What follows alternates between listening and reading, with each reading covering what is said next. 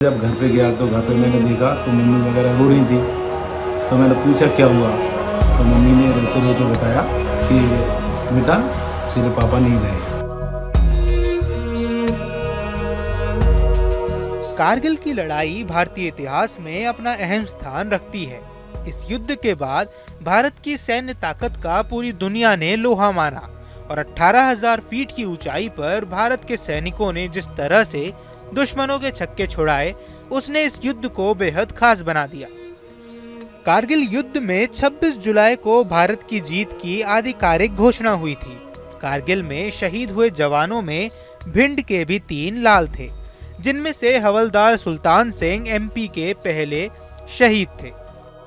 भिंड के छोटे से गांव पीपरी में 16 जून 1960 को सुल्तान सिंह नरवरिया का जन्म हुआ था। साल 1969 में उनका चयन भारतीय सेना की 2वीं बटालियन राजपुताना राइफल्स में हो गया था। शहीद सुल्तान सिंह का परिवार आज भी भिंड के महगांव में ही रहता है। शहीद सुल्तान सिंह के बेटे देवेंद्र नरवरिया बताते हैं कि जब कारगिल की लड़ाई छिड़ी, उस वक्त उनके पिता छुट्टियों पर घर आए हुए थे। टेलीफोन के जरिए उन्हें ड्यूटी ज्वाइन करने की सूचना मिली, जिसके बाद वे युद्ध के लिए रवाना हो गए थे। देवेंद्र बताते हैं कि उनके पिता को ऑपरेशन विजय का हिस्सा बनाया गया था। 10 जून को उनके पिता को टुकड़ी का सेक्शन कमांडर बनाया गया था। उनकी टुकड़ी को टारगेट दिया गया था कि उन्हें तोलोलिंग पहाड़ी पर Dras sector point 4590 rock area पर बनी चौकी को आजाद कराना था। 12-13 जून की रात सुल्तान सिंह अपनी टुकड़ी को लेकर -डिग्री तापमान में भी पहाड़ी पर चढ़ाई करने लगे। इसी बीच दुश्मन को इसकी भनक लग गई और उन्होंने मिडल मशीन गन से गोलियां बरसानी शुरू कर दी। गोलियों की परवाह न करते हुए सुल्तान सिंह नरवरिया अपने साथियों के साथ आगे बढ़ते रहे। इस दौरान उनकी टुकड़ी के कई जवान शहीद हो गए।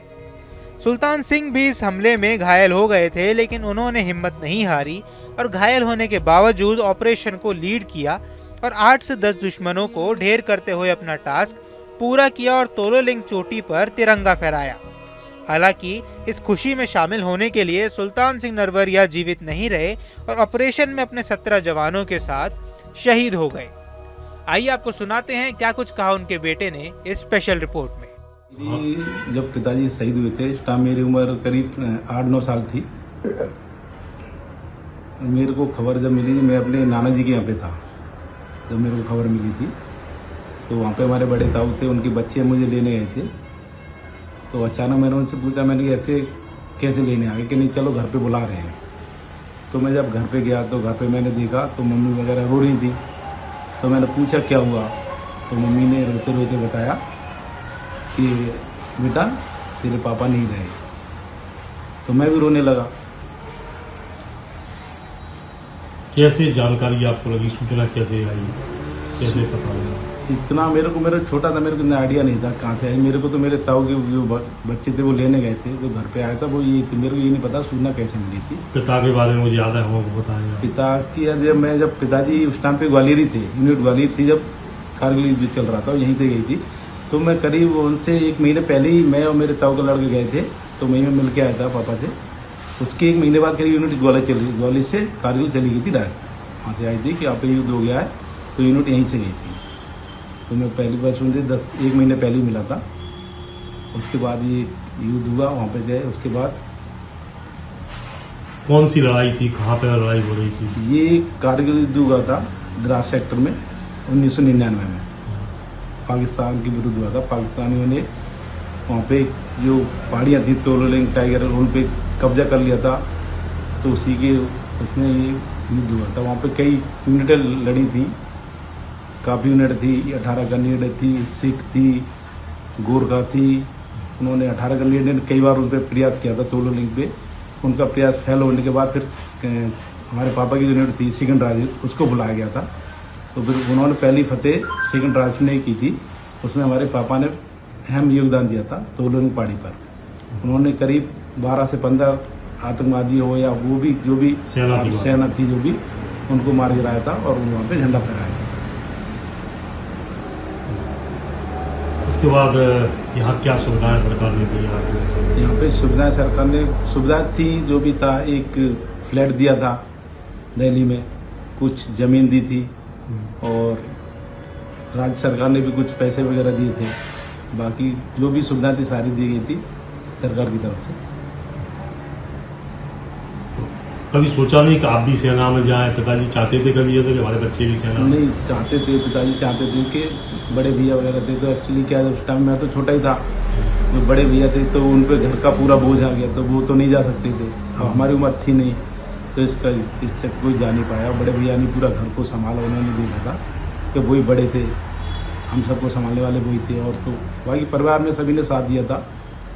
बता दें पिताजी घर से भाग के गए थे, सेना में भर्ती हो गए थे, ऐसे अचानक पहुंच गए थे? हाँ, ये तो मैंने भी मम्मी से सुना था कि वो तो भिंड में पढ़ते थे, तो उन्होंने घर पे बताया नहीं था कि जो वहीं से उन्होंने भर्ती में सेना की वो आवेदन वगैरह दिया था। जब वहाँ से उनका लेटर वगैरह आया था, जब घर में पता चला था, पहले किसी को पता ही नहीं था कि पापा ने भर्ती के लिए आवेदन किया हो, वो भर्ती हो गए हैं। तो क्या उनकी ऐसी इच्छा होती थी कि हम सेना में ही जाएं? क्या शुरू से इस तरह की रहता था विचार में सेना में ही जाएंगे? अब ये तो मैं तो छोटा था, मेरे को तो बताया होगा घर परिवार में? हाँ, घर वाले बताते थे, इच्छा थी उनकी जाने की। बाकी घर में और परिवार में भी है, मेरे ताऊ थे, वो भी थे, वो रिटायर हैं। अभी मेरे ताऊ के चाचा के लड़के हैं, 3 लड़के अभी प्रेजेंट हैं वो सेना में, और एक भाई है वो रिटायर हो गए हैं। बाकी घर परिवार में सेना में जाने के और भी इच्छुक है, और भी सेवा दे भी रहे हैं। 3 भाई हमारे चाचा ताऊ के लड़के। तो पिताजी की साथ तो गर्व होता है? बहुत गर्व होता है, ये हर किसी के नसीब में नहीं होता। हर जगह जाते सम्मान मिलता है, सरकार बहुत इज्जत सम्मान करती है, सम्मान देती है। 15 अगस्त 26 जनवरी बुलाते मम्मी को, सम्मान किया जाता सम्मान दिया जाता है। आपने हाथ में पिताजी की तस्वीर बनवाई है? वो उनकी पापा की याद में बनवाई है, अब तो है नहीं, तो वो इन तस्वीर को देख के याद करते रहते हैं। इसी याद में मैंने कहा साथ में पापा की तस्वीर बनवा ली मैंने। क्या नाम है आपका? मेरा नाम उमेश सिंह, मैं उनका सबसे छोटा बेटा हूँ। उनकी शहादत ने हमें सिखाया कि हमें देश के प्रति निष्ठावान रहना चाहिए और उसकी रक्षा का हर संभव प्रयास करना चाहिए। हम हवलदार सुल्तान सिंह नरवरिया की शहादत को श्रद्धांजलि अर्पित करते हैं और उनके बलिदान को सलाम करते हैं। आपको हमारा ये वीडियो कैसा लगा हमें कमेंट बॉक्स पर जरूर बताएं। देश दुनिया की तमाम खबरों के लिए न्यूज़ स्टेट चैनल को सब्सक्राइब करना ना भूलें। जब घर पे गया तो घर पे मैंने देखा तो मम्मी वगैरह रो रही थी, तो मैंने पूछा क्या हुआ, तो मम्मी ने रोते रोते बताया कि बेटा तेरे पापा नहीं रहे।